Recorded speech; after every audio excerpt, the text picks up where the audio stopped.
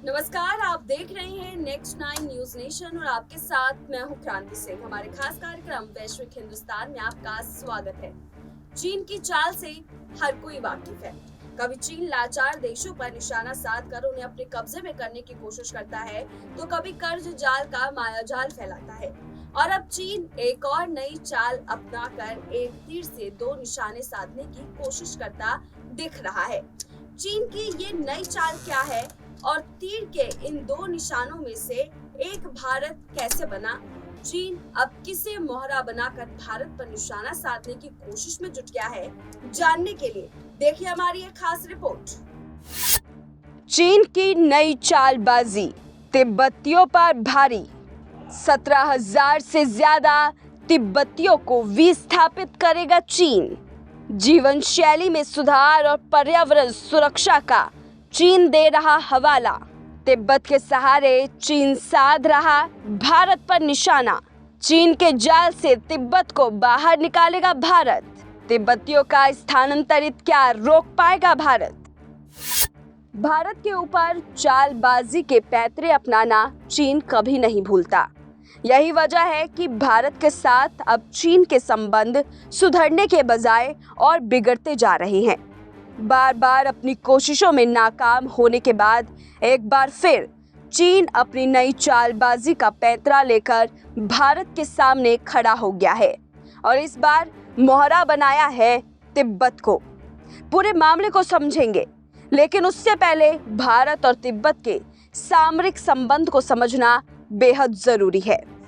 दरअसल वर्षों से तिब्बत भारत का एक अच्छा पड़ोसी रहा है, क्योंकि भारत की अधिकांश सीमाओं सहित 3500 किलोमीटर एलएसी तिब्बत स्वायत्त क्षेत्र के साथ जुड़ा हुआ है। साल 1914 में चीनियों और तिब्बत प्रतिनिधियों ने ब्रिटिश भारत के साथ शिमला सम्मेलन पर हस्ताक्षर किए, जिसने सीमाओं का अंकन किया।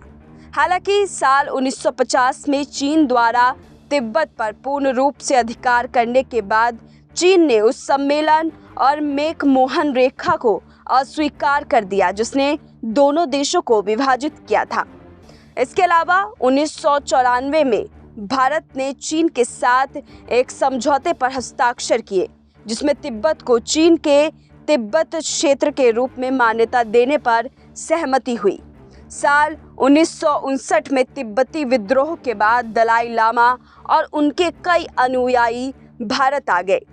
पूर्व प्रधानमंत्री जवाहरलाल नेहरू ने उन्हें और तिब्बती शरणार्थियों को आश्रय दिया और निर्वासन की स्थिति में तिब्बती सरकार की स्थापना में मदद की।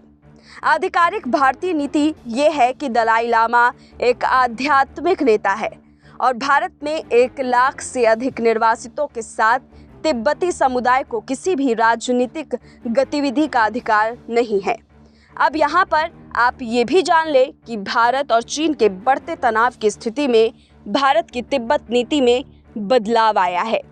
इसके तहत सार्वजनिक मंचों पर दलाई लामा के साथ भारत सरकार खड़ा दिखा।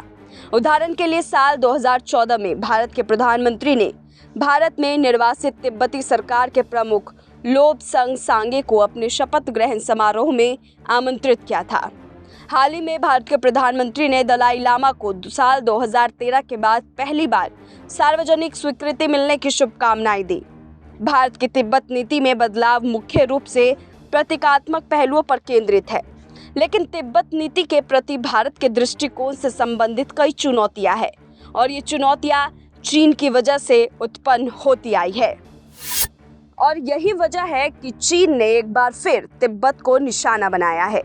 दरअसल तिब्बत में जनसांख्यिक बदलाव करने की चीन ने अपनी नई नीति को तहत एक चाल चली है। मिली जानकारी के मुताबिक तिब्बत से कम्युनिस्ट सरकार लगभग 18,000 तिब्बतियों को विस्थापित करने की तैयारी में है। इसके पीछे दूसरे स्थान पर रहने के बेहतर हालात का हवाला दिया जा रहा है। इतना ही नहीं, चीनी अधिकारियों की तरफ से कहा जा रहा है कि इन पहाड़ी जगहों की बजाय दूसरी जगह जीवन भी अच्छे से जिया जा सकेगा और यहाँ का पर्यावरण भी बचा रहेगा। चीन में सरकारी समाचार एजेंसी शिन्हुआ की रिपोर्ट है कि आने वाले करीब 1.5 महीने में लगभग 18,000 लोग समुद्र तल से 4500 मीटर से अधिक ऊंचाई वाले स्थानों से करीब 3600 मीटर ऊंचाई वाले इलाकों में पहुंच जाएंगे। जैसे 900 मीटर नीचे के स्थान पर बसाने के बाद उनके जीवन स्तर में सुधार आ जाएगा और बेहतर तरीके से रह पाएंगे। विशेषज्ञ इसे तिब्बतियों को उनके मूल स्थान से विस्थापित करने की चीन की चाल का ही एक हिस्सा मान रहे हैं।